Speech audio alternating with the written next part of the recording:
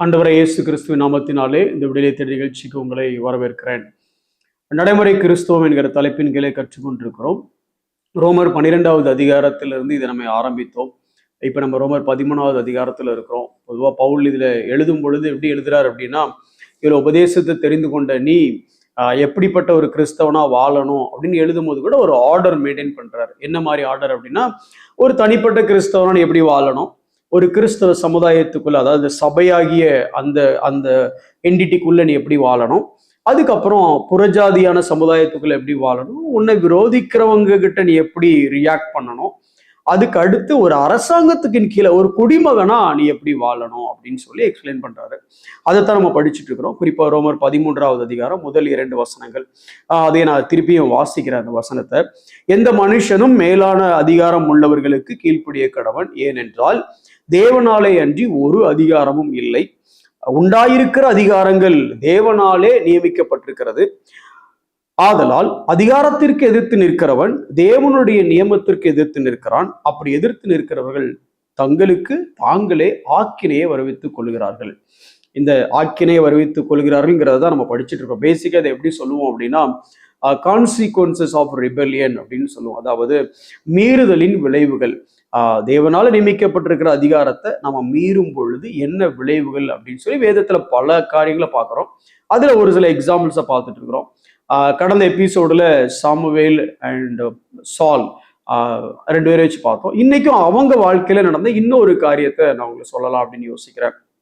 அதாவது பொதுவா இந்த கீழ்ப்படிய முடியாமல், அதாவது ஒரு அதிகாரத்துக்கு அடங்கி போக நம்மளால ஏன் முடியலன்னா, பல முறை சொல்லுவான் அவரு தப்பு பிரதர் அப்படிமோ. அதுதான் நான் கடந்த எபிசோட்ல சொன்னேன். இல்லைன்னா என்ன சொல்லுவோம் அப்படின்னா, இந்த சட்டம் பொதுவா சரியில்லை பிரதர், அல்லது இந்த ரூல் இப்படி இருந்திருக்கணும், எப்படி இருந்தா நான் கீழ்ப்படிஞ்சிருப்பேன், இப்படி பல காரியங்கள் சொல்லுவோம். ஆனா பிரதானமா இருக்கிற ஒரு காரியம் என்ன அப்படின்னா, பேசிக்கா நமக்கு கீழ்ப்படிய மனசு இல்லை. அதுதான் பெரிய காரியம். ஹார்ட்லெஸ். ஒபே பண்றதுக்கு இருதயத்துல இடம் இல்லை. அது ஏன் அப்படின்னா, அது என்ன இவன் சொல்லி நம்ம கேட்கறது. சில நேரத்துல எப்படி இருக்குன்னா, ஒரு தாழ்ந்த ஜாதி எனப்படுகிற நாம, வேதத்துக்கும் ஜாதிக்கும் சம்மந்தமே கிடையாது. நாம அப்படி ஒரு சில இடத்துல என்ன நினைக்கிறோம்னா, இந்த ஜாதிக்காரன் சொல்றதெல்லாம் நான் கேட்ட முடியுமா அப்படின்னு நினைக்கிறோம். இல்லைன்னா நம்மளோட வசதியில குறைஞ்சவங்க, என் வசதியை கம்பேர் பண்ணும்போது இதெல்லாம் ஒண்ணுமே இல்லை, இவன் சொல்றதை நான் கேட்க முடியுமா. இல்லை நம்மளுடைய படிப்பு, நான் படிச்சவன், நான் ஸ்கூலு கூட போகாதவன், இப்படி பல கேட்டகரி வச்சிருக்கிறோம். ஆனா பொதுவா இந்த கீழ்ப்படியாம இருக்கிறதுக்கு காரணமே என்ன அப்படின்னா, சட்டம் பிரச்சனை இல்ல சூழ்நிலை பிரச்சனை. இது சரி தப்புங்கிறதுலாம் இல்லை. பிரதானமான பிரச்சனை என்னன்னா, நமக்குள்ள இருக்கிற அகம்பாவம் அல்லது பெருமை அப்படின்னே சொல்லிக்கலாம். ஒரு எடுத்துக்காட்டு சொல்றேன் பாருங்களேன். அல்லது சுயநலம் அப்படின்னு கூட சொல்லலாம். பேசிக்கா ஹார்ட் சரியில்லை, அதனால கீழ்ப்படியல. அதான் சொல்ல வரக்கூடிய காரியம். சாமுவேல் சவுல்கிட்ட ஏற்கனவே கொஞ்சம் சவுல் பிரச்சனை பண்ணிட்டாரு. இப்போ திருப்பி சாமுவேல் வழியா சவுலுக்கு திருந்துறதுக்கு ஒரு வாய்ப்பு கிடைக்குது. என்ன அப்படின்னா, 1 சாமுவேல் 15வது அதிகாரம் 1வது வசனத்துல பாத்தீங்க அப்படின்னா, இந்த மாதிரி கர்த்தர் உன்னை அபிஷேகம் பண்ணதுக்கு என்னதான் கர்த்தர் அனுப்பிச்சாரு, உனக்கு ஞாபகம் இருக்கா? ஞாபகம் இருக்கும்னு நினைக்கிறேன். நான் அந்த சாமுவேல் ஓகேவா அப்படின்னு அதை ஞாபகப்படுத்துறாரு. படுத்திட்டு சொல்றாரு, இப்போ கர்த்தர் சொல்ற வார்த்தையை நீ கேளு அப்படிங்கிறாரு. என்ன சொல்லுங்க மிஸ்டர் சாமுவேல் அப்படின்னா, இந்த என் ஜனங்கள் எகிப்திலிருந்து வந்த போது இந்த அமலேக்கியர் கொஞ்சம் பிரச்சனை பண்ணி அவங்கள வழிமறிச்சாங்க, அதை நான் ஞாபகத்துல வச்சிருக்கிறேன். அதனால இப்போ அந்த அமலேக்கியரை காலி பண்ணணும். அதுக்கு நீ என்ன பண்ணு, அவங்க மேல இறக்கம்லாம் வைக்காம அங்க இருக்கிற புருஷர், ஸ்திரீ, ஆடு, மாடு எல்லாத்தையும் நீ அதை அழிச்சிரு அப்படின்னு சொல்றாரு. ஏற்கனவே இந்த சவுலுக்கு ஒரு நெகட்டிவ் எக்ஸ்பீரியன்ஸ், ஏற்கனவே இப்பதான் சாமுவேல் திட்டிட்டு போயிருக்கிறாரு, புத்தி இனமா செய்த அப்படின்னு 1 சாமுவேல் 13ல சொல்லியிருக்கிறாரு. இப்ப 15 அடுத்த ஆப்பர்ச்சுனிட்டி. இப்ப என்ன பண்ணிருக்கணும், டக்குன்னு இப்ப கீழ்ப்படிஞ்சு சொன்னதெல்லாம் அப்படியே செஞ்சிருக்கணும்ல, செஞ்சா நல்லா இருந்திருக்கும். ஆனா இங்க சவுல் திருப்பி என்ன பண்றாரு அப்படின்னா, அந்த அதிகாரத்துல 7வது வசனத்துல படிச்சீங்கன்னா, சண்டைக்கு போறாரு, எல்லாம் வெற்றி, சூப்பரா ஃபைட் பண்ணி முடிச்சாச்சு. முடிச்ச உடனே அவர் என்ன சொன்னாரு, எல்லாத்தையும் கொன்று எல்லாத்தையும் அழிச்சிருனார். ஆனா நம்மால் என்ன பண்ணார் பாருங்களேன், அமலேக்கியரின் ராஜாவாகி ஆகாகை உயிரோட பிடித்தான். கொலை பண்ணிருக்கணும், உயிரோட பிடித்தான். அதுக்கு அடுத்து ஆகாகையும் ஆடு மாடுகளில் முதல் தரமானவைகளையும் 2ஆம் தரமானவைகளையும் ஆட்டுக்குட்டிகளையும் நலமான எல்லாவற்றையும் அழித்து போடவில்லை. ஏன் அப்படின்னா, அழித்து போட மனசு இல்லை அவனுக்கு. அதாவது இப்ப என்ன அப்படின்னா, அவன் சொல்லிட்டான் பொண்ணு போட சொல்லி, அதுக்கெல்லாம் செஞ்சிட முடியுமா? என்ன அழகான ஆடு பாரு, அப்படியே கரெக்டா வளர்த்து பருவத்துல அடிச்சு சாப்பிட்டா எப்படி இருக்கும் கற்பனையா சொல்றேன். இல்ல அப்படின்னா சாமுவேல் சொன்னாருங்கிறதுக்காக எல்லாத்தையும் கொல்ல முடியுமா சார்? 4 பேர் கூட சொல்லியிருப்பான், சார் இவ்வளவு ஆடு எவ்வளவு நல்லா இருக்கு. இன்னும் சொல்ல போனா இதுல எல்லாம் முதல் தரம், சரி முதல் தரத்தை நாம வளர்க்கறதுக்கு வச்சுக்கலாம், 2வது தரத்தை விருந்துக்கு வச்சுக்கலாம் அப்படின்னு சொல்லி ஏறக்குறைய அது ஆட்டு குட்டி எல்லாம் வருது. அப்படிதான் அங்க வசனம் வருது. ஆடு மாடுகளில் முதல் தரமானவைகளையும் 2ஆம் தரமானவைகளையும் ஆட்டு குட்டிகளையும் 2ஆம் தரத்தை ஆடையும் விடல, ஆட்டு குட்டியை கூட விடல. ஆனா ஆண்டவர் என்ன சொல்லியிருந்தாருன்னா இரக்கம் பார்க்காம எல்லாத்தையும் அழிச்சிருன்னு சொல்லியிருந்தாரு. ஆனா பேசிக்கா என்ன அப்படின்னா இதை எதையுமே செய்ய அவனுக்கு பேசிக்கா மனசு இல்லை. இங்க கீழ்ப்படிய சிக்கல் எதுவும் இல்லை, கீழ்ப்படிய முடியாம தவறான கட்டளை ஒண்ணும் இது இல்லை, இல்ல இது கீழ்ப்படிஞ்ச அநியாயமாச்ச அது எப்படி, இங்க ஒரு பிரச்சனையுமே இல்லை, ஒரு தடையும் இல்லை. ஒரே ஒரு தடை என்னன்னா மனசு இல்லை.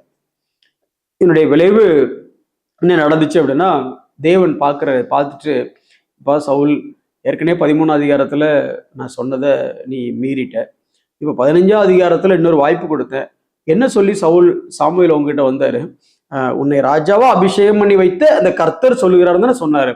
அப்போ நீ உண்மையிலே என் மேல பாசம் வச்சிருந்தன்னா, உண்மையிலே என்ன நீ மதிச்சிருந்த அப்படின்னா நீ சொன்னதை அப்படியே செஞ்சிருக்கணுமாப்பா, செய்யலையப்பா அப்படின்னு சொல்லிட்டு அந்த வசனம் சொல்லுது, நான் சவுலை ராஜாவாக்கியது எனக்கு மனஸ்தபமா இருக்கிறது. ஏன் ஆண்டவரே மனசு கஷ்டப்பட்டீங்க அப்படின்னா அவன் கொஞ்சம் நிர்வாகம் சரியா பண்ணலப்பா, இல்ல அது இல்லை, இல்ல கொஞ்சம் கஜானாவை காலி பண்ணிட்டான்ப்பா, அதுவும் இல்லை, இல்ல ஊர்ல நிறைய கலவரம் வந்து, இது இல்லை. ஒரே ஒரு காரியம், என் வார்த்தையை அவன் நிறைவேற்றாம போனான்.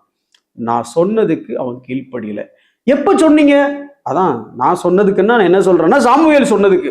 அப்போ சாமுவேலுங்கிற அதிகாரத்தில் இருக்கக்கூடிய அந்த டெலிகேட்டட் அத்தாரிட்டி அவன் சொன்னதுக்கு இந்த சவுல் கீழ்ப்படியாம இருந்தது. தேவனுடைய மனசுக்கே அது கஷ்டமா இருந்தது. விளைவு என்னங்கிறது உங்களுக்கு தெரியும். 12வது வசனம் அடுத்த நாளே வந்து சாமுவேல் வராரு. அப்போது சவுல் கர்மேலுக்கு வந்து சாமுவேல் இவரை தேடி வராரு. ஆனா அங்க சவுல் இல்லை. ஐயா எங்க போயிட்டாரு அப்படின்னா அவர் கர்மேலுக்கு வந்து தனக்கு ஒரு ஜெயஸ்தம்பம் நாட்டி அதுக்கப்புறம் அப்படியே கிளம்பி போறதை பார்க்க முடியுது. ஸோ பேசிக்கா என்ன, காடை ஒர்ஷிப் பண்றதுக்கு பதிலா, அவருக்கு கீழ்ப்படிந்து அவரை ஒர்ஷிப் பண்றதுக்கு பதிலா சவுலுங்க என்ன பண்ணான்னா தனக்கு ஒரு ஜெயஸ்தம்பம் நாட்டி, இன்னும் சொல்ல போனா இதே காரியத்தை நீங்க அப்சலோமோட வாழ்க்கையிலையும் நீங்க பார்க்க முடியும். 2 சாமுவேல் 18வது அதிகாரம் 18வது வசனத்தை பார்த்தீங்க அப்படின்னா அங்க அப்சலோம் என் பேரை நினைக்கும் பண்ணும்படியாக ஒரு தூணை உண்டு பண்றத நம்ம பார்க்கிறோம். அப்ப இங்க சவுல் என்ன பண்ணியிருக்கணும் அப்படின்னா சாமுவேல் சொன்ன வார்த்தைக்கு அப்படியே கீழ்ப்படிந்து தேவனை ஆராதிச்சிருக்கணும். அதை செய்யல, ஏன்னா அவனுக்கு மனசு இல்லை.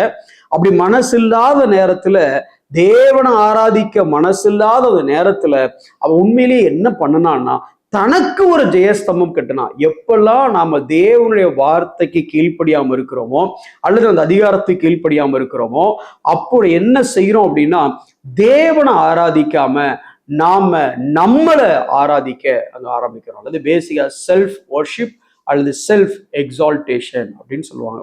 இதுதான் அந்த சவுல் செஞ்சதை பார்க்கிறோம். 13வது வசனத்துல திருப்பி சாமுவேல் வந்து அவர் பேசுறாரு. என்ன சொல்றாருன்னா, அப்பொழுது சாமுவேல், நீர் உம்முடைய பார்வைக்கு சிறியவராய் இருந்தபோது அல்லவோ இஸ்ரவேல் கோத்திரங்களுக்கு தலைவரானீர். யார் செஞ்சா?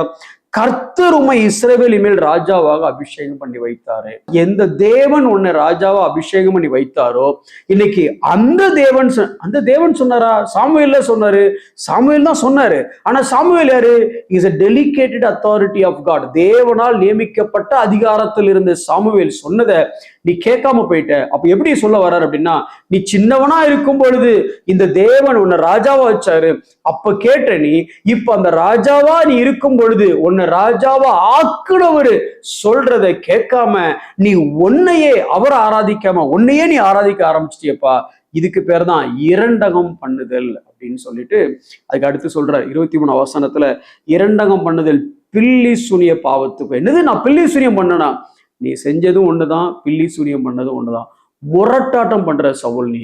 அவர் சொல்லியும் கேட்காம அடம் பிடிக்கிற நீ, அப்படி முரட்டாட்டம் பண்ற நீ, அது எதுக்கு ஒப்பாகனா, அது விக்கிரக ஆராதனை பண்றது. நான் எங்க விக்கிரக ஆராதனை பண்ணேன்? நீ முரட்டாட்டம் பண்ணியா இல்லையா? அவர் சொன்னதை நீ கேட்கல. இந்த முரட்டாட்டம் பண்றதுக்கு என்ன அர்த்தம்னா, அது விக்கிரகம் ஆராதனைக்கு சரியா இருக்கிறது.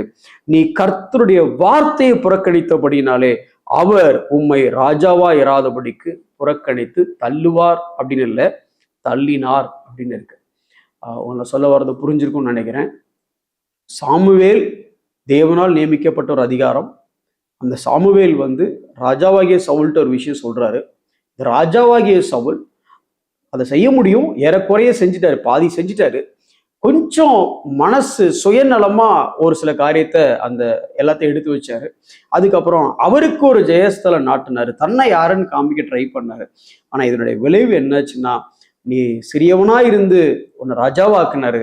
ஆனா ராஜாவா இருந்த உடனே நீ யாருன்னு காமிக்க ஆரம்பிச்ச பத்தியா, இப்ப சொல்றேன், நீ இனிமே ராஜாவா இருக்கவே முடியாது.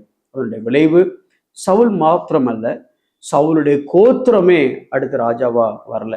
அது பென்யமின் கோத்திரத்திலிருந்து தேவனுடைய வாக்கு தத்துவத்தின்படி யூதா கோத்திரத்துக்கே ஷிஃப்ட் ஆகிறத நம்ம இங்க தான் பார்க்க முடியுது. Consequences of rebellion. ராஜாக்களை ஏற்படுத்துறதும் அதிகாரத்தை ஏற்படுத்துறதும் மக்களோ அரசியல் கட்சிகளோ இல்லை செல்வாக்கு படைத்தவர்களோ செல்வந்தர்களோ அல்ல. அவர்கள் மூலமாக நடக்கலாம், ஆனால் அவர்களுக்கு பின்ன இருந்து இதெல்லாம் அப்பாயிண்ட் பண்றது யாருன்னா தேவன், நியமிக்கிறது தேவன். யாரு வர்றாங்கிறது முக்கியம் இல்லை, யாரு வர வச்சாங்கிறதா முக்கியம். தானியேல் 2வது அதிகாரம் 2வது வசனம், ராஜாக்களை தள்ளி ராஜாக்களை ஏற்படுத்துகிறவர் தேவன். யாரு ஆட்சியில் இருந்தாலும் சரி, யார் அதிகாரத்தில் இருந்தாலும் சரி, கிறிஸ்தவனை பொறுத்த வரைக்கும் யார் இருக்கிறாங்கிறது முக்கியம் இல்லை, அவங்களை யாரு கொண்டு வந்தாங்கிறதா முக்கியம். வார்த்தைக்கு கீழ்ப்படிவோம், அதிகாரத்துக்கு கீழ்ப்படிவோம். கண்களை மூடி நாம் ஜெபிப்போம். அன்புள்ள ஆண்டவரே, நன்றியோடு ஸ்தோத்தரிக்கிறோம். எங்களுக்கு மேல வைத்திருக்கிற எல்லா அதிகாரங்களுக்காகவும் நன்றி செலுத்துகிறோம். அந்த அதிகாரத்திற்கு கீழ்ப்படிதல் மூலமாக வேத வசனத்திற்கு உட்பட்டு இந்த அதிகாரங்களுக்கு கீழ்ப்படிவதன் மூலமாக நாங்கள் உண்மை ஆராதிக்கவும், அதை மீறுவதன் மூலமாக எங்களை நாங்கள் ஆராதிக்காமல் இருக்கவும் எங்களுக்கு நீர் கிருபை செய்யும். எங்களுக்கென்று ஒரு ஜெயஸ்தம்பத்தை நாட்ட அல்ல ஆண்டவரே, உமக்கு உகந்த பிள்ளைகளாக வாழ வேண்டியதே எங்களுடைய பாக்கியம். இயேசுவின் நாமத்தில் ஜெபிக்கிறோம் நல்ல பிதாவே, ஆமென்.